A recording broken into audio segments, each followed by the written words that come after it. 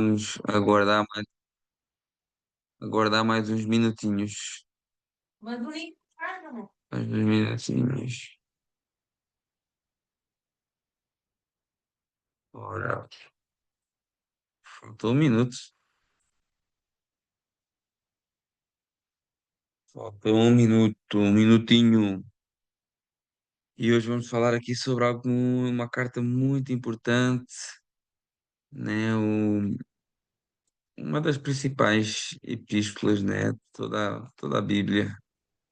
8 horas, ok. Vamos então começar, 8 horas. Vamos começar a hora certa, porque tem muita coisa para falar aqui hoje, para a gente não se, não se demorar. Vamos orar, espero que estejam todos bem. Um grande abraço para todos vocês, aqueles que vão chegar aí ainda também. E vamos então começar. Também tem aqueles que têm assistido a posterior, né, que fica gravado. E vamos então começar o nosso estudo. Senhor meu Deus e meu Pai, muito obrigado. Eu te agradeço, Senhor, por essa rica oportunidade de podermos estar aqui juntos a meditar na tua palavra. É algo que é tão maravilhoso e tão importante para as nossas vidas, Pai. Sabemos que a tua palavra, ela nos molda, ela nos ensina e ela nos faz conhecer cada vez mais a tua vontade e te conhecer cada vez mais a ti. Em nome de Jesus, ó Pai, abençoa a vida de cada um que está aqui comigo. Que o Senhor possa falar ao coração de cada um através dessa carta tão impactante que transformou tantas vidas ao longo dos séculos. E eu creio que vai continuar transformando até o dia que o Senhor vier nos buscar. Muito obrigado por tudo. Em nome de Jesus. Amém. Irmãos, Epístola aos Romanos, carta e epístola, vai dar ao mesmo aos Romanos. É um texto muito importante. Nós vamos começar hoje o texto mais sistemático de Paulo sobre o Evangelho. Enquanto outras cartas, normalmente ele responde a problemas específicos das igrejas. Nesta carta aos Romanos, ele escreve uma apresentação completa da salvação em Cristo Jesus, né? E como alguns dizem, a carta aos Romanos pode ser chamada do Evangelho segundo Paulo, né? Não sei se já tinham ouvido essa expressão. A carta aos Romanos também já foi chamada por muitos estudiosos como a mais importante carta já escrita na história da humanidade. Vejam a importância dessa carta. Ou também já foi chamado o documento mais influente da história cristã. Então, esse é o terreno que nós vamos entrar. Uma carta maravilhosa, e esta fama que esta carta tem várias razões teológicas e históricas. Por exemplo, falámos ontem, Martim Lutero, líder da Reforma Protestante, ele diz, a certa feita, ele disse que esta epístola é realmente a parte principal do Novo Testamento, o Evangelho mais puro, é digna de não apenas ser conhecida palavra por palavra, mas também de ser meditada dia e noite. E a gente sabe, como falámos ontem, que foi precisamente ao ler esta carta, um texto que nós vamos ler hoje, o verso 17, o justo viverá pela fé, que Lutero teve a revelação que acendeu a reforma. Mas outros grandes teólogos ao longo dos séculos foram inspirados por esta carta. João Calvino, por exemplo, o pai da doutrina calvinista das igrejas reformadas, afirmou que se alguém compreendesse bem Romanos, teria a porta aberta para todo o tesouro da Escritura. Uma frase de João Calvino, um dos maiores exegetas que já alguma vez existiu. Também John Wesley, um grande pregador, fundador do metodismo, contou que a sua conversão aconteceu quando ouviu alguém lendo o prefácio de Lutero à Carta aos Romanos.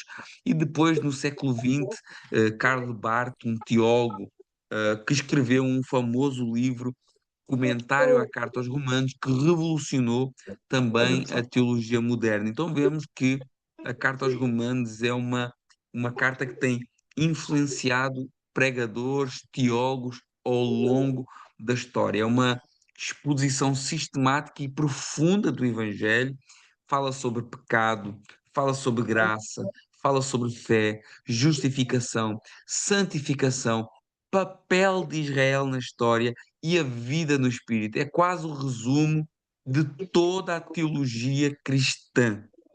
Irmãos, se você quer uma carta para estudar, estuda a carta aos Romanos. E o tema central desta carta é a justiça de Deus revelada pela fé. Essa justiça que não é apenas um atributo divino, mas o modo como Deus justifica o pecador. Não por obras, mas pela fé em Cristo. Em resumo, a carta aos Romanos ensina: Deus é justo e torna justo o injusto que crê em Cristo. Primeiro, Paulo começa nos primeiros três capítulos desta carta, mostrando que todos pecaram e destituídos estão da glória de Deus, judeus e gentios, debaixo da maldição do pecado. Do verso 4 ao 5, ele fala da salvação pela fé, né? Esse centro de toda a teologia cristã. Do verso 6 ao 8, ele fala da nova vida no Espírito, e essa vida é real e dá para ser vivida. No verso 9 ao 11, ele fala da soberania de Deus que governa toda a história da redenção. E do verso 12 a 16, ele aplica tudo isso ao modo de vida prático do cristão. Uma carta escrita por Paulo, provavelmente no final da sua terceira viagem missionária, quando ele estava se dirigindo para Jerusalém para levar oferta aos necessitados, antes de ser preso, que depois essa prisão o levaria a Roma, mas ele não conhecia pessoalmente os irmãos de Roma, mas desejava visitá-los. Nós vamos ver essa prova na própria carta. A igreja de Roma não foi fundada por Paulo, né? Mas também não foi fundada por Pedro, como defende a tradição católica, né? Eu não sei se os irmãos já ouviram, mas a Igreja Católica defende que Pedro foi o primeiro Papa, né? Pedro foi o primeiro bispo de Roma, mas isso não se sustenta. E eu gostaria de examinar alguns exemplos bíblicos, alguns argumentos bíblicos, históricos e lógicos que sustentam que Pedro não fundou a igreja em Roma. Por exemplo, quando Paulo escreve esta carta, primeiro já havia uma igreja lá. E Paulo mostra que ele escreve a uma igreja que não conhecia, que queria ter, mas que queria partilhar com essa igreja algum dom espiritual, não é? Queria fazer questão que eles entendessem o Evangelho. Pensem comigo, se Pedro já fosse o apóstolo fundador ou o pastor principal em Roma, seria impensável e até nada cortês, nada delicado, nada educado, Paulo escrever toda uma carta teológica para uma comunidade sem sequer mencionar Pedro. Nem uma saudação, nem uma referência, nada. Seria, no mínimo, muita falta de educação, né? E isso não era normal no estilo de Paulo. Então, a ausência de Paulo na carta aos Romanos é uma das evidências mais fortes de que a ausência de Pedro na carta aos Romanos é uma das evidências mais fortes de que Pedro não estava em Roma e não foi o primeiro bispo de Roma quando a carta foi escrita, muito menos a igreja ter sido fundada por ele, porque já existia igreja lá. Outro argumento é o que Paulo fala em Romanos capítulo 15, do verso 20 ao 22. Ele diz que procurava anunciar o evangelho onde Cristo não foi anunciado, para não edificar sobre fundamento alheio. O que é que isso significa? Paulo diz abertamente nesta carta que não evangelizava lugares onde outro apóstolo já tinha estabelecido uma base. Então, se Pedro tivesse fundado a Igreja de Roma, Paulo jamais teria planeado ir lá com o propósito de fortalecer e ensinar aquela comunidade. Logo, toda a intenção de Paulo cai por terra caso Pedro tivesse nessa comunidade. Eu vou só me deslocar aqui um pouquinho, os irmãos não se aflijam, só vou me deslocar um pouquinho aqui. mudar de, mudar de, mudar de ambiente aqui muito rapidamente, os irmãos não levem a mal. Então, temos o argumento, né? Ai, deixa eu só me orientar aqui. Perdoem. Ok, já estou. Temos o argumento de que Paulo não menciona Pedro. Temos o argumento que Paulo não trabalhava onde o Evangelho já tinha uma liderança, já tinha um apóstolo, já tinha sido anunciado. E depois tem outro argumento em Romanos capítulo 16, que ele faz 26 saudações. Ele menciona 26 nomes de líderes e crentes em Roma e não menciona Pedro, né? Então, Paulo demonstra que conhece aquelas pessoas da igreja romana, mas não menciona Pedro sequer uma vez. Outro argumento é o argumento histórico. Por quê? Porque o livro de Atos dos Apóstolos jamais menciona Pedro viajando para Roma, né? Nós vemos os peregrinos romanos ali no dia de Pentecostes, que estavam presentes, e muito provavelmente, irmãos, eu ia só pedir uma ajuda que não ligassem os microfones, a não ser que queiram falar, perguntar alguma coisa dentro do assunto. Senão fica ruído de fundo, tá bom? Eu peço imensa desculpa. Eu já tive que mudar aqui de lugar também para evitar os ruídos, para a gente poder concentrar. Então, temos todos esses argumentos. O argumento de que Paulo não menciona Pedro, o argumento de que Paulo não implementava a igreja onde já havia um apóstolo, e o argumento também que historicamente não existe esse relato, não existe esse anúncio em Atos, em nenhum livro, em nenhuma descrição de Lucas no livro de Atos. Romanos é uma carta complexa e profunda, e nós vamos, durante as próximas 16 semanas, destrinchar essa carta. É muito importante que os irmãos leiam essa carta para conseguirmos entender o- o- as joias preciosas que essa carta nos traz. Tá bom? Uma igreja que não foi ah, instituída por Paulo nem por Pedro, mas pelos os judeus convertidos, possivelmente ali do dia de Pentecostes, que depois, ao voltarem, continuaram a pregação do Evangelho, mostrando que não precisa grandes nomes para formar igreja, não precisa de grandes individualidades, apóstolos. A igreja é feita por pessoas transformadas por Deus, por pessoas que servem com o coração dedicado, por pessoas que amam Jesus, por pessoas cheias do Espírito Santo. Que foi o que aconteceu quando as pessoas saem ali de Atos capítulo 2, ali do Pentecostes, voltam para as suas casas, voltaram com o coração cheio de alegria, cheio de vontade de servir a Deus. Vamos começar então, verso a verso aqui, Romanos capítulo 1, verso 1 diz assim: Paulo, servo de Jesus, chamado para ser apóstolo, separado para o Evangelho de Deus. Vemos aqui a posição inicial, servo. Paulo deixa bem claro, antes de ser apóstolo, ele é servo. Essa palavra servo aqui é escravo por pertencimento. É o que significa a palavra doulos. Ou seja, é identidade antes da função. Então, ele se considerava um servo, um escravo de Jesus, com a função de apóstolo. Primeiro o servo, depois o apóstolo. Não no sentido de título, o apóstolo, mas no sentido de missão, no sentido daquilo que ele ia fazer. Um apóstolo é um missionário, alguém enviado com uma missão. Né? Chamado, porque ele foi chamado pelo próprio Jesus, a autoridade dele é recebida e não conquistada, né? Ele recebe essa autoridade de Jesus. Muitos hoje têm autoridades conquistadas, né? Porque dividem a igreja, porque, sei lá, por várias outras razões, mas essa autoridade aqui foi recebida do próprio Jesus, que o chama.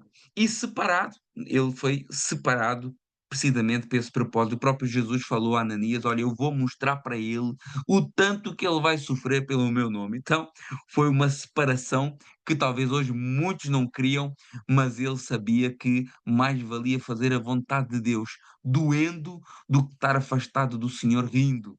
Né? O Evangelho de Deus, porque o Evangelho que ele se foi separado é de Deus e não é dos homens. A origem do Evangelho é de Deus e não dos homens. Então começa logo aqui o mistério, o ministério começa com pertencer a Cristo e não fazer coisas para Ele. Foi assim que começou o ministério de Paulo. Pertencer a Cristo. O Senhor chamou Paulo, pegou ele pela mão e depois enviou para uma grande missão. Verso 2 diz: O qual foi por Deus, esse Evangelho, o qual foi por Deus, outrora prometido por intermédio dos seus profetas nas Sagradas Escrituras. Irmãos, muito importante a gente saber, porque às vezes a gente acha que o judaísmo, né, Jesus veio acabar com o judaísmo e veio revolucionar o judaísmo. Não, não tem nada a ver uma coisa com outra. Jesus veio dar continuidade.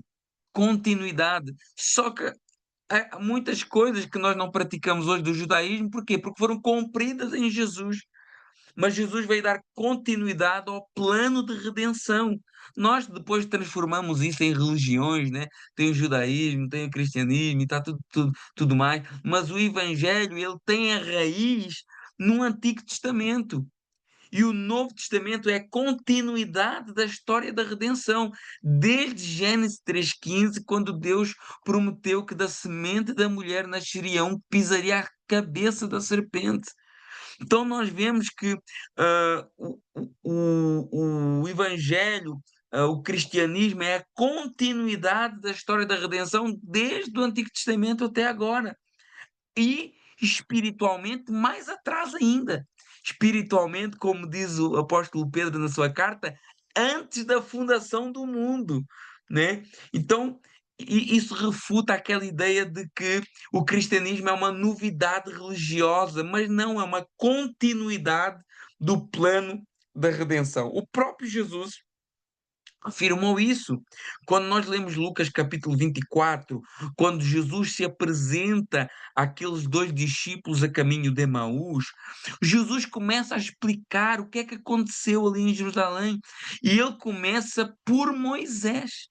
Está lá no verso 27 do capítulo 24 de Lucas, olha, e começando por Moisés, discorrendo por todos os profetas, expunha-lhes o que a seu respeito constava nas Escrituras. Então vemos que o Antigo Testamento, como diz aqui no verso 2 de Romanos, o qual Deus outrora prometido por intermédio dos profetas nas Sagradas Escrituras, é uma continuidade, e nós temos uma continuidade que vem do Antigo Testamento até à cruz e à obra da redenção em Jesus. Então, dizer que o Antigo Testamento ah, é algo que não serve para nada, como às vezes a gente ouve, como é algo que está completamente desatualizado para nós, não, não faz sentido uma coisa dessas. Nós estamos numa linha contínua de revelação de Deus. E Deus começa-se a revelar lá em Gênesis capítulo 1 e acaba a sua revelação em Apocalipse capítulo 22. Amém? Quando o seu filho, verso 3, quando a seu filho, nascido da descendência de segunda carne. Então, o Paulo está dizendo assim: olha, esse evangelho que me foi confiado, o qual Deus prometeu lá atrás aos profetas, quando que o seu filho, nascido da descendência de Davi, segundo a carne, esse evangelho de que o filho de Davi e desse Messias que havia de vir, o Filho de Deus. Então temos aqui, nesse verso 2 e 3, Jesus sendo apresentado como Filho de Deus, né? O seu filho, e como nascido da descendência de Davi. Ou seja, como Deus e como homem e verdadeiramente Deus, como nós queremos na doutrina ortodoxa cristã. Né? O Filho de Deus prometido pelos profetas, verdadeiro Deus também. Verso 4. Declarado Filho de Deus com poder, segundo o Espírito de Santidade, pela ressurreição dentre os mortos, Jesus Cristo Nosso Senhor. Ele foi declarado, ou seja, porquê que ele foi declarado? Não está a dizer aqui que ele foi declarado pelas próprias pessoas, é isso que o Paulo está dizendo. o próprio povo declarou que ele era o Filho de Deus por conta do poder que ele apresentava. Não que ele se autodeclarou, ele também fez isso. Ele também fez isso. Ele também disse: Olha, eu e o meu pai, e falou várias vezes. Mas as próprias pessoas, pelas suas obras, pelo seu poder, segundo o Espírito de Santidade e pela ressurreição dos mortos, ele foi declarado publicamente como o Filho de Deus. O ministério de Jesus foi um ministério público, tudo foi registado. Irmãos, eu não sei se os irmãos sabem, nós não temos só a Bíblia que fala de Jesus, né? Isso é muito importante. Existem cerca de 50 textos religiosos que não são canónicos, mas que falam de Jesus. São considerados apócrifos, mas que falam de Jesus. Temos pelo menos 10 registros históricos não cristãos, de historiadores, por exemplo, judeus, né? Olha qual o interesse do judeu deixar registado que Jesus foi uma realidade, né? Mas é um facto histórico que ninguém poderia negar. Então, essas obras, os tais 50 textos não canónicos, textos religiosos, falam de Jesus por devoção, né?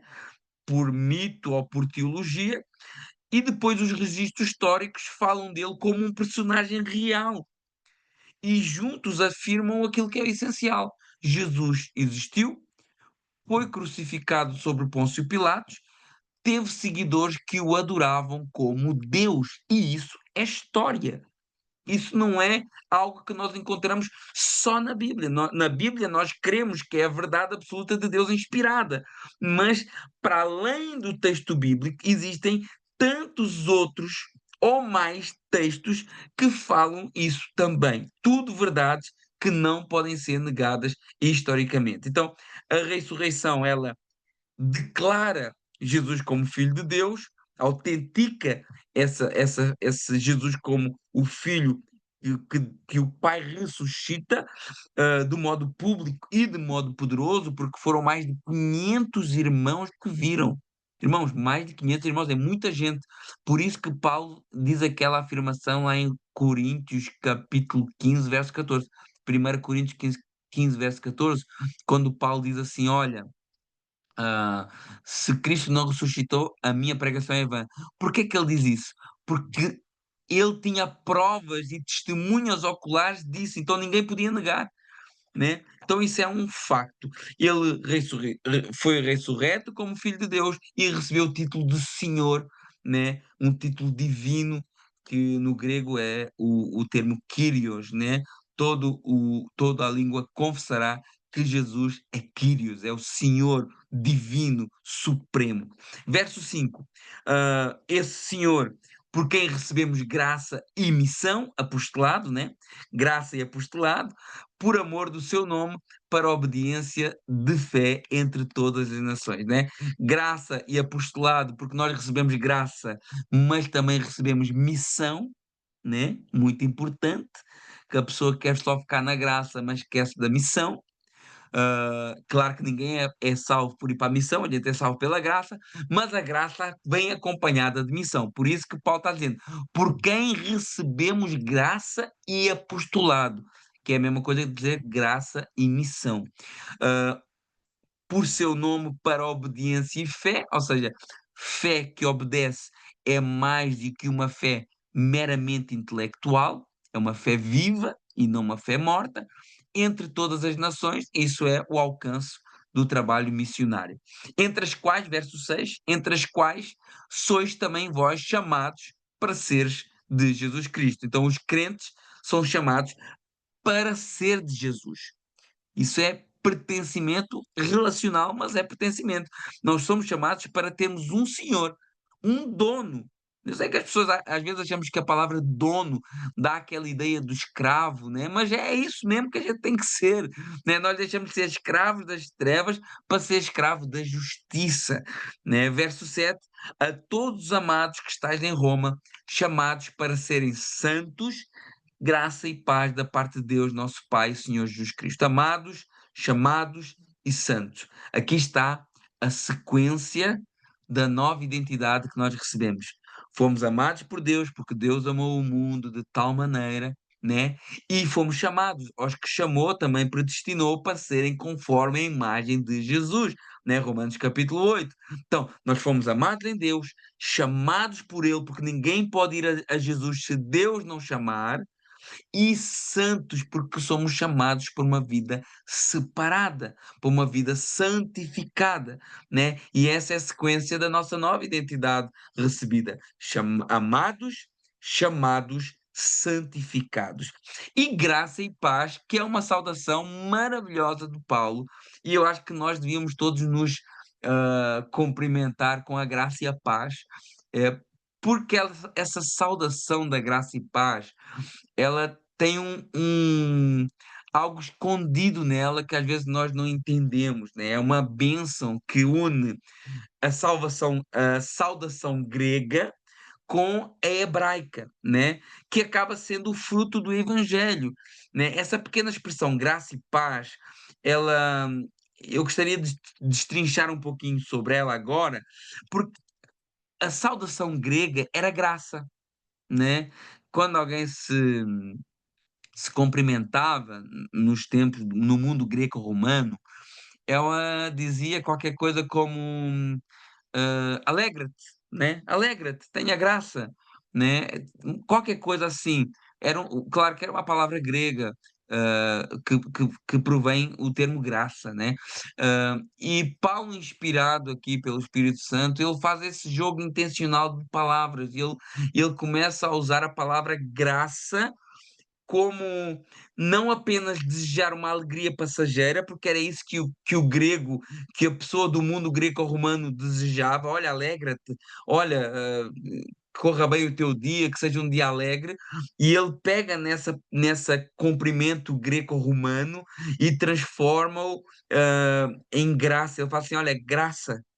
E essa graça é mais do que uma alegria passageira, mas ele desejava mostrar e representar o favor imerecido de Deus por cada um de nós, né? Essa benevolência divina que salva e sustenta. Então é como se Paulo, em vez de dizer assim, olha, alegra-te, ele dizia que o favor gratuito do Senhor esteja com vocês, né? Que a graça esteja com vocês, né? Mas depois ele adicionou um termo que era muito hebraico, que era paz. Como é que um hebreu se cumprimenta? Shalom. Shalom, às vezes até tem uns pastores que gostam de falar assim, uns crentes que gostam de falar essas palavras hebraicas, né? E se cumprimentam com shalom, mas o shalom era o cumprimento na cultura judaica, né? Era a saudação típica, que significa muito mais do que ausência de conflito, ela significa plenitude, harmonia, saúde, prosperidade, reconciliação com Deus. Então, Shalom é o estado em que tudo está em ordem, porque Deus está presente. Essa é a ideia do Shalom. E quando Paulo une essas duas palavras, graça e paz, ele une aqui essas duas expressões, a expressão grega e a expressão judaica, como que unindo os dois mundos, né, o mundo grego, símbolo dos gentios, e o mundo hebraico, símbolo de Israel. Em outras palavras, graça e paz é como se fosse o evangelho em duas palavras: a graça que vem de Deus e a paz que é o resultado da graça recebida, né? Então, assim, Paulo, ele não apenas saúda, ele anuncia a essência da nova aliança. A graça, que é a causa da salvação, e a paz, que é o seu efeito. E nós vemos que ele usa graça e paz em quase todas as suas epístolas, né? Nós hoje normalmente cumprimentamos uns aos outros com a paz do Senhor. Obviamente não está errado, obviamente que é uma maneira que foi divulgada, principalmente nas igrejas Assembleia de Deus, mas graça e paz, para mim, é um cumprimento. Eu não cumprimento assim, mas eu gostava de me ter habituado a cumprimentar assim, porque a gente aprende de um jeito e depois segue sempre aquele jeito até quase até ao fim, né? Mas eu gostava de ter aprendido graça e paz, porque eu acho que é um cumprimento que representa muito melhor aquilo que é o Evangelho e aquilo que nós queremos transmitir para a pessoa, a graça de Deus e a paz que vem desta graça, né? E ele termina aqui esse início de carta se apresentando, falando do seu propósito, e ele começa agora aqui com uma ação de graças e o seu propósito pastoral nesse primeiro capítulo, né? Verso 8 ele diz: Primeiramente dou graças a meu Deus, mediante Jesus Cristo, no tocante a todos vós, porque todo o mundo proclama porque em todo o mundo é proclamada a vossa fé. Então, Paulo começa aqui agradecendo a eles, agradecendo a Deus e elogiando, né? Agradecendo a Deus e elogiando a igreja em Roma, né? Antes dele exortar, isso é um meio muito pastoral, né? Quando o pastor chega dizendo assim, olha, antes de mais nada, quero agradecer a todos vós, porque tudo aquilo que vocês têm feito, vocês podem ter a certeza que depois vem paulada, né? Isso, isso é um meio muito pastoral que Paulo usa aqui. Primeiro ele está falando, olha, eu sou grato a Deus por tudo, né, que o Senhor fez através de vós, mas daqui a bocado ele já começa a descer a lenha.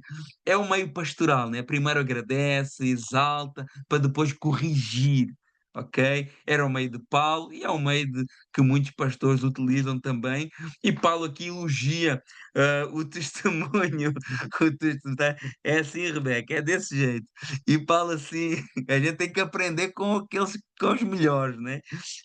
E Paulo é um exemplo também de um pastor, né? De uma pessoa que ama as suas ovelhas, que amava aqueles que Deus tinha colocado ao seu cuidado e que não queria de maneira nenhuma perder ninguém, queria ah, tra- tratar todo mundo bem e a sua preocupação. Paulo ardente era que as almas não se perdessem, né? Um coração pastoral que Paulo tinha, que eu pessoalmente admiro bastante. Ele até diz na sua carta segunda aos Coríntios, só abrindo aqui um parênteses, ele diz assim: Olha, eu quando eu estou a escrever cartas sou muito bruto, né? Mas quando estou com vocês pessoalmente sou um cordeirinho.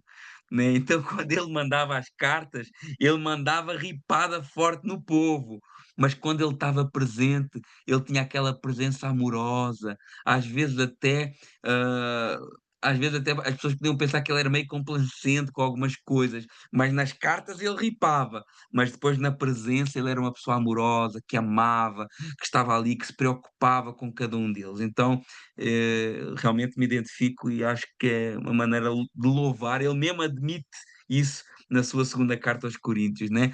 É o testemunho público da fé romana, que é um exemplo para nós, ele fala aqui no verso 8, como a fé dos romanos era um exemplo para nós e deve ser um exemplo para nós, aquele povo que aqui ainda não tinha havido o incêndio de Roma, ah, ainda não, os cristãos aqui talvez ainda não eram queimados em praça pública, aqui eu acredito que eles ainda não iam para as arenas dos leões, mas o cristão era uma fé perseguida pelo judaísmo, né?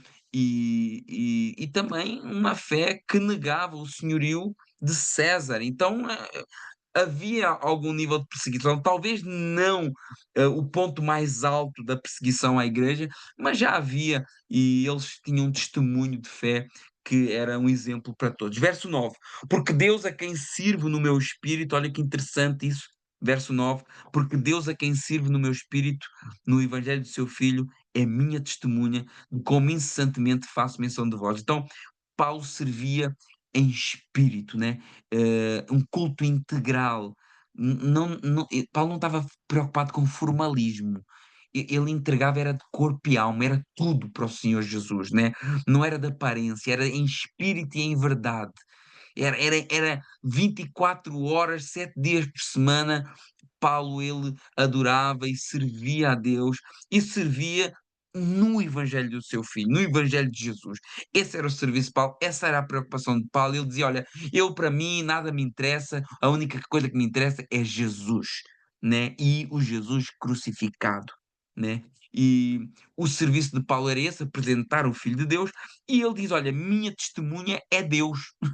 Então, olha que maravilha, e como nós devemos pensar assim também, como que é importante nós termos a consciência tranquila diante de Deus, que estamos a cumprir com o propósito que Ele colocou nas nossas mãos, que estamos a fazer o que está dentro do nosso alcance, que não estamos a ser negligentes com aquilo que o Senhor nos colocou, né? E ele diz: Olha, Deus é minha testemunha. Eu não preciso da aprovação de homens. Eu não preciso da aprovação nem de louvores. Eu sei o que eu tenho feito por vocês e Deus é minha testemunha. Eu não estou aqui pregando, eu não estou aqui fazendo estudos, eu não estou aqui passeando de casa em casa para que enviar um relatório bonito lá para a sede em Jerusalém, para ficar bem visto, para alcançar algum estatuto. Não, eu estou a fazer isso por amor a Deus primeiramente e aos homens, e Deus conhece o meu coração. Então é o que ele diz, porque Deus, a quem sirvo em espírito, no Evangelho do seu Filho, é minha testemunha. E como nós não precisamos de mais testemunhas, senão a testemunho de Deus sobre as nossas vidas. Verso 10. Em todas as minhas orações, suplicando, em algum tempo, vontade de Deus, que se me ofereça ocasião de vos visitar. Então, o desejo de Paulo de ir a Roma era muito grande, mas o desejo de ir no tempo de Deus era maior. Olha que maturidade de Paulo aqui. Como nós temos que aprender com isso. Nós queremos fazer as coisas assim, ó, é para ontem. Meu irmão, minha irmã, vai ser o tempo certo, o tempo de Deus. Temos que esperar, temos que pedir, temos que nos voltar para Jesus, para o Espírito Santo, pedir que Ele nos guie. Paulo, ele até podia ter condições para ir para Roma antes, mas ele não queria dar um passo que não fosse direção de Deus, né? Vemos aqui dependência da vontade de Deus na sua agenda. Ou seja, o próprio Deus é que cuidava da agenda de Paulo. Olha que maravilha isso! Isso é andar segundo a palavra de Deus. Provérbios 16:1 diz o quê? O coração do homem pode fazer planos, mas a resposta certa vem dos lábios do Senhor. Provérbios 19:20. Muitos são os planos do coração do homem, mas o que prevalece é o propósito do Senhor. O texto bíblico não diz que eu não posso planejar. Não é uma proibição eu planejar coisas. Deus nos deu raciocínio e prudência para fazer planos. Agora, o que o texto bíblico nos ensina é que nenhum plano humano é absoluto. Deus sempre tem a palavra final. O homem traça caminhos, mas só o Senhor conhece o futuro e sabe o que é melhor. Tiago diz assim na sua carta: Não digas amanhã farei, amanhã irei, amanhã vou não sei fazer o quê. Não digas isso. Tiago diz assim: Não digas isso. Diz assim: Se Deus quiser, eu irei. Se Deus quiser, eu farei. Como nós precisamos disso? Então, isso é uma lição de Paulo para nós aqui. Ele queria ir a Roma, ele tinha desejo de ir a Roma, mas ele sabia que tinha que ser no tempo de Deus. No tempo de Deus seria. E assim vivia Paulo. Queria ir lá, mas queria ir com um amparo do Senhor. Verso 11: Porque muito desejo ver-vos, a fim de repartir convosco algum dom espiritual, para que sejais confirmados. Olha o que é que diz aqui: repartir. Repartir é partilhar. Não é uma ação unilateral de Paulo para a igreja, mas é de Paulo para a igreja e da igreja para Paulo. O foco de Paulo aqui é edificar a igreja, não uma autopromoção. O dom espiritual que ele queria repartir aqui provavelmente seria ensino, apostolado, confirmar a fé deles, né? À primeira vista, quando a gente olha aqui, parece que ele quer distribuir dons espirituais, né? Mas temos que olhar para o texto com o contexto que ele está falando. Ele diz aqui, Paulo não está dizendo que ele próprio vai dar um dom para a igreja, mas que ele quer ser um instrumento de Deus para que através de Paulo Deus possa conceder à igreja um dom e ele possa receber também da igreja. O verso 12 explica isso, quando ele diz assim: Olha, isso é para que juntamente convosco, né? A explicação do verso 11 está no verso 12. Para que juntamente convosco eu seja consolado na fé mútua, tanto vossa como a minha. Ou seja, o dom espiritual que ele deseja comunicar não é algo unilateral, mas é recíproco. Ele não vai a Roma como um distribuidor de poderes sobrenaturais, mas como um servo que quer edificar e também ser edificado. Né? Edificar pela palavra, pela presença, pela comunhão. Também, por consequência disso, uma capacitação espiritual, um dom espiritual, mas por consequência disso, porque o dom espiritual, ele é sempre uma consequência da edificação na palavra, na comunhão, no amor. Então, claro que podia também ser um dom espiritual, sobrenatural, mas sempre como consequência dessa edificação mútua. Paulo entregando aquilo que Deus tinha colocado sobre ele e ele recebendo também da comunhão da igreja. Meus irmãos, nós aprendemos tanto. Eu vou falar uma coisa, meus irmãos. Eu fiz curso de teologia, dois cursos de teologia antes de começar o ministério pastoral. Sempre tive envolvido na área do ensino, mas como eu tenho aprendido convivendo com os irmãos. Desde esses 3 anos que eu estou aqui na França, na comunhão, no partir do pão, nas orações, como a gente aprende, como nós somos edificados com a igreja, e é isso que Paulo está dizendo. Olha, eu quero ir repartir com vocês, né? Dividir com vocês algo espiritual, né? E é isso que Paulo está aqui dizendo. No verso 12, né? O verso 12 é a resposta do 11. No verso 13, porque não quero, irmãos, que ignorem que muitas vezes me propus ir ter convosco, no que tenho sido até agora impedido, para conseguir igualmente algum fruto entre vós, como também entre outros gentios. O que é que Paulo está a falar? Dos frutos das conversões, das pessoas que atingiram maturidade entre os gentios, das igrejas que foram implantadas, das almas que foram aqui, o fruto no sentido de conversões, de almas alcançadas, né? E ele vê que foi impedido, né? Mas ele vê esse impedimento como uma providência divina, porque ele sabia que se eu não conseguir, eu quero ir ter com eles, mas se eu não conseguir ir lá até agora, Deus está cuidando do assunto. E ele acabou por ir para lá até de graça, né? Porque ele foi preso para lá, ganhou até a viagem, né? Observando no modo mais otimista, né? No verso 14, porque sou, olha, o verso 14 é muito interessante para nós, hein? Porque eu sou devedor tanto a gregos como a bárbaros, tanto a sábios como a ignorantes. Irmãos, primeiro, o Evangelho ele remove as barreiras culturais, né? Essa universalidade do Evangelho. E ele diz assim: Eu sou devedor tanto a gregos como a bárbaros, sábios ou ignorantes. Devedor do quê? Irmãos, Paulo, pensa assim: nunca houve ninguém que talvez tivesse pregado, evangelizado, implementado igrejas e tenha tido um impacto no mundo cristão como Paulo. Agora, esse homem se achava devedor. Pensa, como é que é possível uma coisa dessas? Ele ainda achava que estava em dívida. Agora, vamos olhar para nós mesmos. Como nós somos devedores daqueles que nos rodeiam. Como nós às vezes devemos a quem está do nosso lado, que precisa de ouvir o Evangelho, que precisa de ser alcançado pela graça, mas às vezes nós nos calamos. Eu acho que Paulo aqui, ele estava até a ser muito humilde por tudo aquilo que ele já tinha feito pelo Evangelho, mas olha que nós podemos olhar para isso e pensar, não, nós somos devedores. Nós verdadeiramente somos devedores. Porque nós deixamos de pregar, às vezes, pessoas que estão do nosso lado. E Paulo andava quilómetros a pé, em condições que não têm nada a ver com aquilo que nós temos no dia de hoje, mas levava o Evangelho sem medo, em cadeias, em açoites, em tempestades, em naufrágios, em prisões, e ele levava, mas mesmo assim ele dizia: Olha, eu sinto-me devedor, porque ainda há muitas pessoas que eu não alcancei. Meus irmãos, vamos pensar connosco mesmo. Com quem é que nós estamos em dívida de pregar o Evangelho?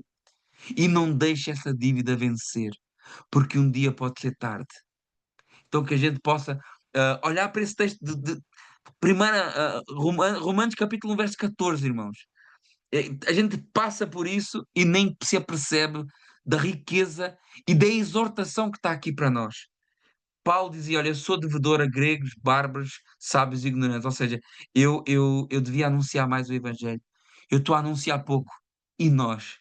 E nós, diante disso tudo, como é que fica a nossa posição? É só termos vergonha na cara e pregar o Evangelho a todo aquele que se aparecer à nossa frente? Verso 15: Por isso, quanto a mim, o- estou pronto para anunciar o Evangelho também a vós outros em Roma. Então ele sabia que estava em falta para com Roma, mas que o momento ia chegar e que ele estava pronto para anunciar o Evangelho. Irmãos, você está pronto para anunciar o Evangelho? Você está pronto para pregar a palavra de Deus? Você sabe a palavra de Deus? Você sabe o plano da salvação? Você conhece isso? Talvez você está em dívida também com algumas pessoas, né? Eu também estou em dívida com muitas pessoas que eu podia ter falado e não falei até hoje. Então, fica a exortação para nós. No verso 16 e 17 está a tese da carta. No verso 16 e 17 está o centro, o coração da carta. Não me envergonho do Evangelho porque é poder, dínamos, né? Poder de Deus para salvação de todo o que crê, primeiro do judeu e também do grego. Isso é ordem cronológica, não é ordem de importância. Ah, mas primeiro está o judeu e depois está o grego, ou seja, se sobrar vai para o grego. Não, não tem nada a ver com isso por ordem cronológica. O evangelho vem dos judeus, vem do judaísmo, né? Vem dessa redenção, desse plano de redenção que vem de um povo, né? Um povo que é o povo judeu. Então, nesse sentido, primeiro do judeu e também no grego. Não é no sentido de prioridade e importância, mas no sentido cronológico. Né? Ordem histórica. Primeiro veio dos judeus e depois passou para os gentios. Né? Verso 17: Porque nele se revela a justiça de Deus, porque a gente vê a justiça de Deus revelada no Evangelho, que a justiça que era para ser aplicada em nós foi aplicada em Jesus, e isso nos fez justificados, né? Porque nele se revela a justiça de Deus, no Evangelho, de fé em fé, como está escrito: o justo viverá pela fé. O texto que explodiu a cabeça de Lutero e de muitos outros, e que explode a nossa cabeça também, né? A justiça de Deus, a ação fiel de Deus que declara justo o pecador que crê, né? E inicia a sua renovação de mente, de fé em fé, né? De fé inicial a uma fé perseverante, toda a vida pela fé. E ele cita aqui Abacuque 2:4: o justo viverá pela fé. E agora, depois da coisa boa, que o justo viverá pela fé, depois de dizer que a justiça de Deus é conhecida no Evangelho, ele começa a apontar o nosso problema, o problema da humanidade, que, graças a Deus, já não é nosso. Nós já estamos em Cristo, justificados para a honra e glória do Senhor, mas que é o problema da humanidade. Verso 18: A ira de Deus se revela do céu contra toda a impiedade e injustiça dos homens que detêm a verdade pela justiça. Então, a ira é a resposta santa de Deus para um mundo injusto. Não é um capricho de Deus, mas é justiça santa aplicada, né? E vemos que os homens detêm, ou seja, eles suprimam, eles abafam essa palavra detêm a verdade pela injustiça, eles abafam a verdade, eles suprimem a verdade com a prática da injustiça, né? Verso 19: Porque o que Deus se pode conhecer é manifesto entre eles, porque Deus lhes manifestou. Então nós vemos que ah, Paulo está falando aqui da revelação geral de Deus. Deus se dá a conhecer do modo básico todos, né? O que levanta uma questão que tem intrigado teólogos ao longo dos anos. Porque Paulo está dizendo agora aqui, olha, existe uma revelação geral. Deus se manifesta através da natureza, as obras de Deus. Nós vamos ver no verso 20, no verso 21, as obras de Deus são claramente manifestas nas coisas criadas. E, e uma questão que tem intrigado muitas pessoas, e as pessoas já me perguntaram também, e atenção que eu não tenho resposta, porque a Bíblia não dá uma resposta 100% para isso, dá uma ideia. E os povos não alcançados, né? E aquelas pessoas que nunca ouviram falar de Jesus, e são muitas, hein? São muitas pessoas que nunca ouviram falar de Jesus. Estima-se que hoje haja 2 bilhões de pessoas que nunca ouviram falar de Jesus. E talvez nós achamos isso um exagero, porque nós vivemos num contexto de rede social aberta, de liberdade de informação, mas existem milhões, bilhões de pessoas, talvez 1,5 bilhão, 2 bilhões de pessoas, que não têm acesso a essa informação e que são formatados para não crerem nada dessas coisas, nem ouvir nada dessas coisas. Mas como é que fica esse povo? Então, a Bíblia não responde de forma simplista, mas ela nos dá princípios para pensar com reverência e sobriedade. Ah, primeiro ponto, que é a base: não há salvação fora de Cristo. A Escritura ela é categórica. Atos capítulo 4, verso 12. Em nenhum outra salvação, porque debaixo do céu nenhum outro nome foi dado entre os homens pelo qual devamos ser salvos. Então, isso significa que Cristo é o único Salvador possível e o único mediador entre Deus e os homens, como diz 1 Timóteo 2,5. E a cruz é o meio exclusivo pelo qual Deus remove o pecado e reconcilia o ser humano consigo mesmo, né? E isso não quer dizer que Deus é injusto para quem nunca ouviu. O que a Bíblia mostra é que ninguém será condenado por ignorar o que nunca conheceu, e sim por rejeitar a luz que já recebeu, ainda que essa luz seja uma luz muito tênue. Por exemplo, Paulo fala aqui da revelação natural. Ele diz: olha, que aquilo que Deus pode se conhecer é manifesto porque Deus manifestou.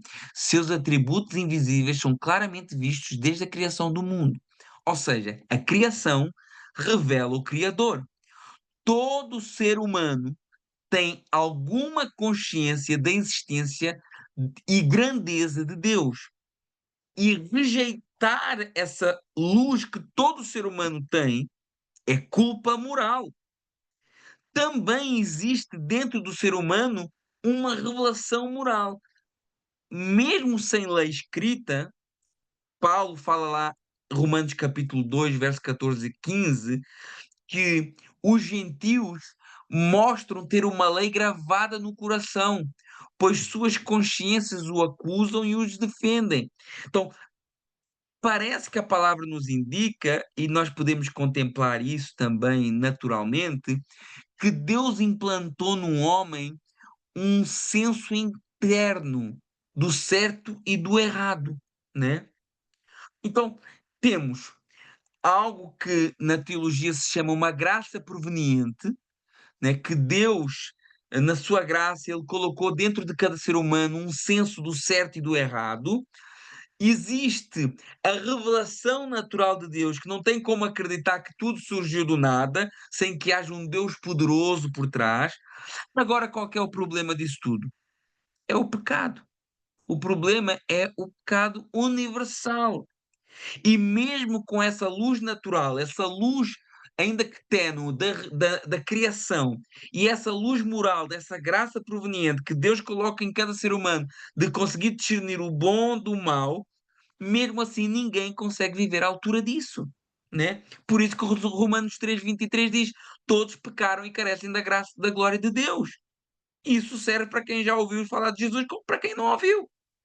Portanto, todos precisam de salvação, mesmo aqueles que nunca ouviram o nome de Jesus.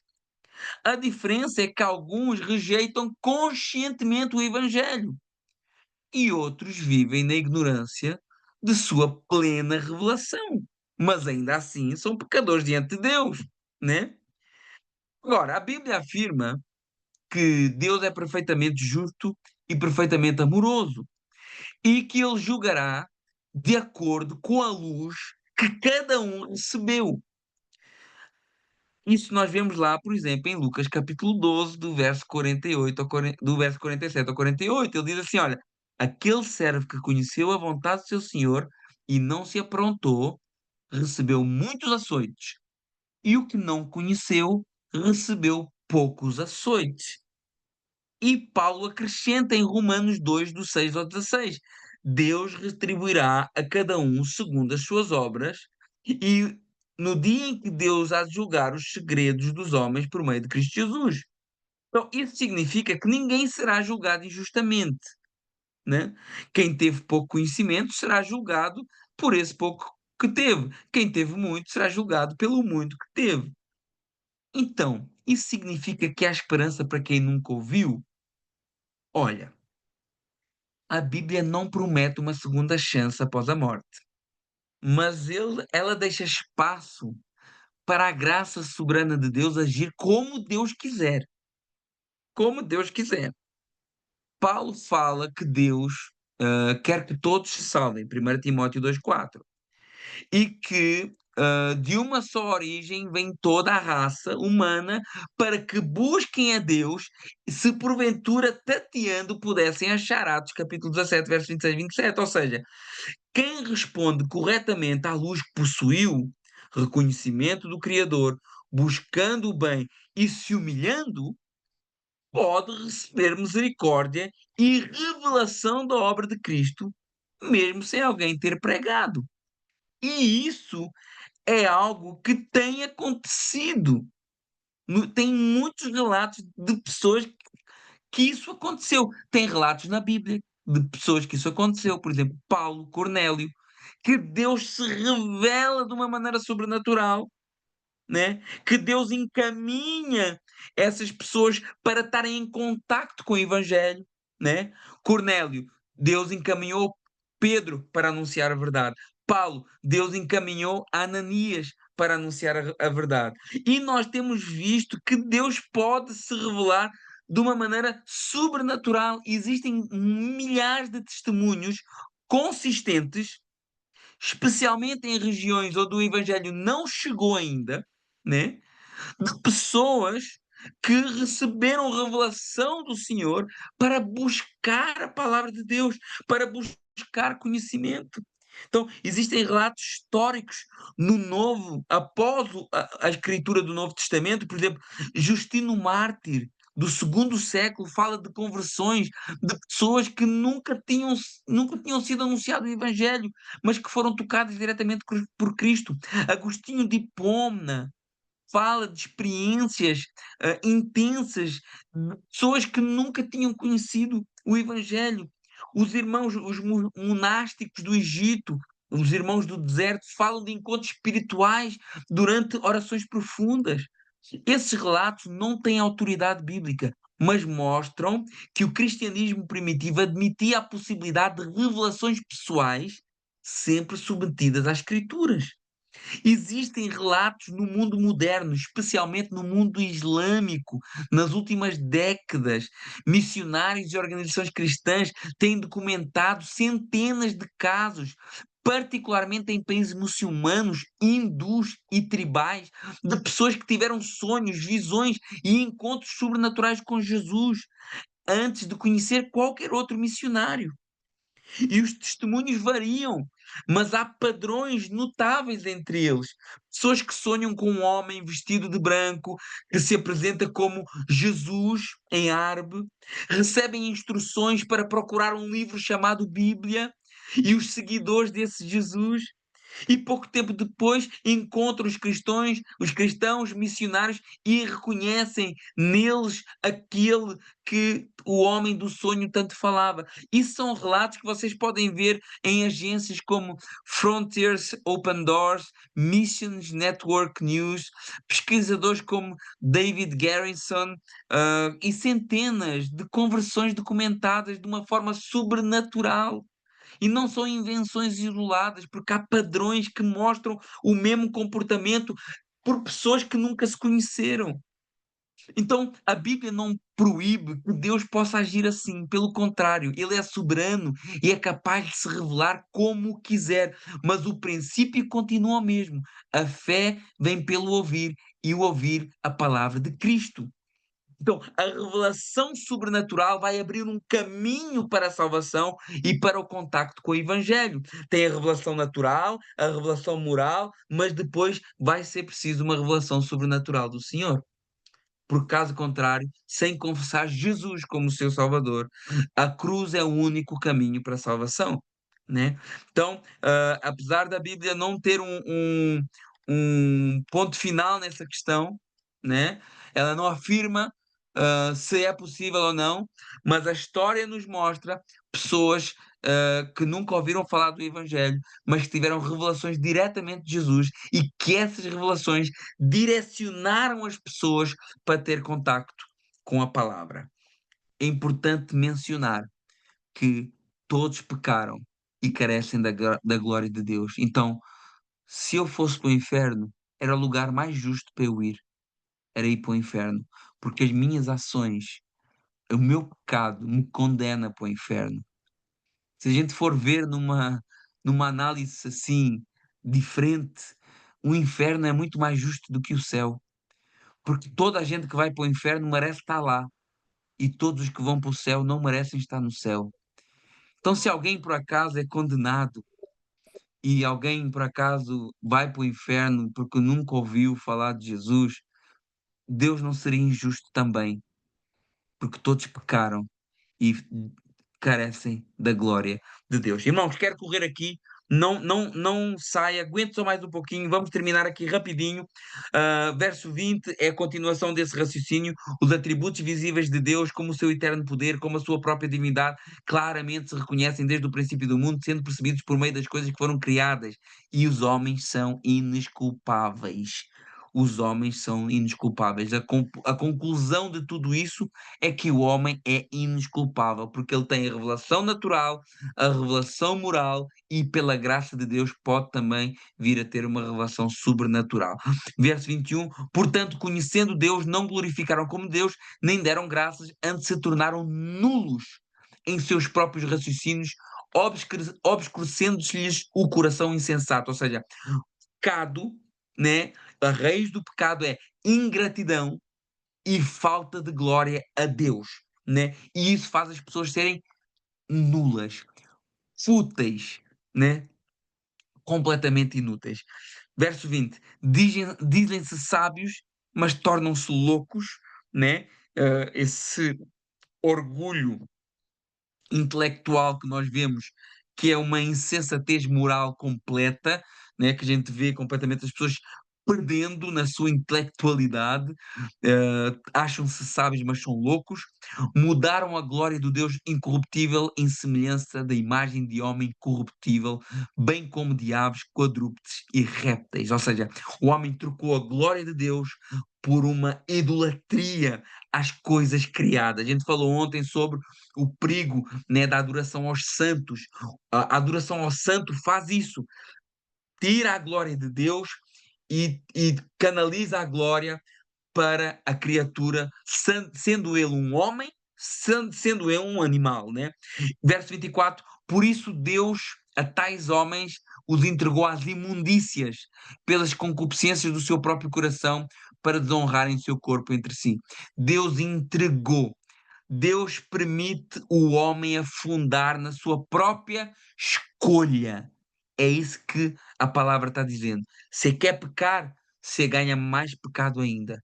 Agora, se você quiser se santificar, o Espírito Santo te santifica ainda mais.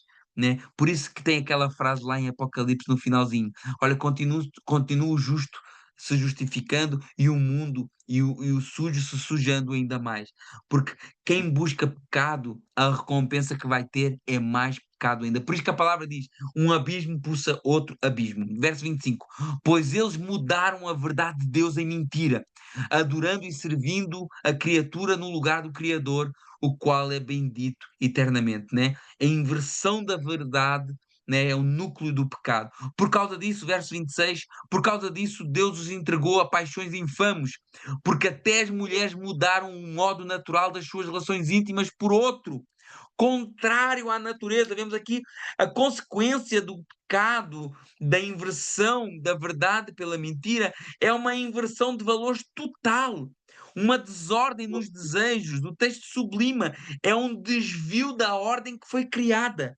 O verso 27 continua: semelhantemente, os homens também, deixando o contacto natural da mulher, se inflamaram mutuamente na sua sensualidade, cometendo torpeza, homens com homens, recebendo em si mesmo a merecida punição do seu erro. Olha as consequências do pecado. Paulo descreve essa desintegração moral do ser humano. Irmãos, esse texto é o texto mais claro das Escrituras sobre como que Deus condena a homossexualidade.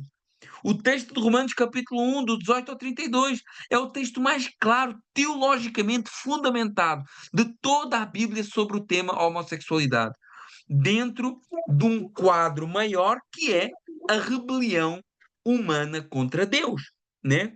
É essencial entender que Paulo trata o assunto não isoladamente, mas como se fosse não digo, não isoladamente, como se fosse um pecado diferente dos outros, mas como um dos muitos sintomas da desordem espiritual que nasce quando o homem rejeita o Criador, né? Olha o que é que fala aqui. Paulo começa explicando que a ira de Deus se revela contra toda a impiedade, né? Porque os homens rejeitaram o autor da criação, né? Eles trocaram a criatura, eles trocaram o Criador pela criatura. E Deus tem uma atitude assim: vocês querem fazer essa troca mesmo? Então tá bom, vocês fazem essa troca. Então Deus entrega o homem à sua imundícia, à imundícia dos seus pensamentos. E isso mostra, né, que o resultado dessa troca que o homem quis fazer. O homem quis fazer, o homem não quis, o homem por si mesmo, ele não quer estar sujeito a Deus. Ele quer seguir as suas próprias vontades. Nós nos sujeitamos a Deus matando a nossa carne todo, cada dia. E o resultado dessa troca que muitos de nós fazemos é desordem completa em tudo, em todas as áreas, inclusive a sexualidade. Paulo usa aqui a sexualidade humana como um exemplo visível da desordem interior. Quando ele diz, olha, Deus os entregou às paixões infames, as mulheres mudaram o uso natural, os homens também. Então, nós vemos aqui esse caminho que o homem perdido anda, um caminho contrário àquilo que ele foi formado. Paulo está dizendo aqui que o comportamento homossexual viola a estrutura da criação, não apenas da lei mosaica, não apenas da lei de Moisés, mas daquilo para o qual o homem foi criado, né? Então, e receberam em si mesmo a justa retribuição. Vocês querem imundície? Então sejam entregues às vossas imundícies, né? Então, a homossexualidade para Paulo é uma consequência da queda espiritual, né? É uma expressão dentre muitas de como o homem, ao se afastar de Deus, se desconecta com a ordem natural que ele mesmo estabeleceu. O foco do texto aqui não é só o sexo, não é só a homossexualidade, mas a idolatria. Paulo não está isolando aqui um grupo de pessoas homossexuais específicas, não. Ele está escrevendo a condição de todos aqueles que se afastam de Deus. Idolatria leva à destruição dos desejos, e isso se manifesta de várias formas: sexualidade fora de ordem, orgulho, inveja, desobediência, falta de misericórdia. Então nós vemos que é isso que o pecado provoca. E a homossexualidade é um pecado dentro de muitos outros, condenável claramente nas Escrituras. E nós, o texto diz algo muito interessante. O texto acaba dizendo que essas pessoas que fazem isso incorrem em juízo, mas não só aquelas que fazem, mas as que aprovam. Ou seja, a cultura que normaliza o pecado é parte da própria condenação. E Romanos capítulo 1, falando da homossexualidade, ele não é um texto isolado nas Escrituras. Ele confirma a visão unânime de toda a palavra de Deus. Olha lá, Gênesis capítulo 1, verso 27 e 28. Deus cria homem e mulher. E o amor conjugal é abençoado apenas nessa união. Levítico 18, do 22 e Levítico 20, 13. Atos homossexuais são classificados como abominação, violação à ordem criacional. 1 Coríntios capítulo 6, do verso 9 a 11. Paulo faz uma lista de comportamentos pecaminosos e inclui práticas homossexuais. Portanto, a homossexualidade é condenada não por ser diferente, mas por ser um sinal da ruptura entre o Criador e a criatura. Mas devemos deixar bem claro também, mas a graça de Deus é igualmente eficaz para todos os pecados, inclusive para o pecado da homossexualidade, né? Romanos capítulo 1 mostra um diagnóstico. A humanidade inteira está caída. Mas o livro não termina no capítulo 1 de Romanos, porque ele diz: onde abundou o pecado, superabundou a graça. Paulo não escreve essa carta para humilhar seja quem for, mas sim para mostrar a necessidade do Evangelho. E a mesma carta que descreve a depravação também proclama que somos justificados gratuitamente por sua graça mediante a redenção que há em Cristo Jesus. Em resumo, esse texto que nós lemos é o texto que condena claramente, claramente a homossexualidade. Mas Paulo não escreveu Romanos para que nós apontássemos o dedo uns para os outros, mas para que todos vivêssemos o espelho da nossa necessidade de Cristo. E é justamente nisso que nós devemos olhar. Olhar para a palavra e ver onde é que nós devemos mudar, onde é que nós devemos ser transformados, né? E sabendo que onde o pecado se mostrou mais fundo, mais terrível, a graça se mostra mais sublime ainda. Só terminando rapidamente. E como não importa, verso 28, e como não importava ter conhecimento de Deus, Deus os entregou à disposição mental reprovável para praticarem coisas inconvenientes, ou seja, Deus entrega as pessoas a uma mente reprovável. Verso 29, estando cheios de toda a injustiça, malícia, avareza, maldade, possuídos de inveja, homicídio, contenda, dolo, malignidade. Vemos aqui que a homossexualidade está dentro de um conjunto de pecados, ok? É um catálogo de vícios. Vamos olhar para esse catálogo e ver se nós não temos algum ingrediente dele na nossa vida. Verso 30. Sendo difamadores, caluniadores, aborrecedores de Deus, insolentes, soberbos, presunçosos, inventores de mal, desobedientes aos pais. Olhem, meus irmãos, tanta coisa, tanta coisa. É muito mais, Paulo está falando muito mais do que a homossexualidade. A homossexualidade é um pecado abominável, como todos os pecados são abomináveis diante de Deus. Verso 31, insensatos, desleais, sem afeição natural e sem misericórdia. Irmãos, isto é o homem sem Deus. Isso é o António.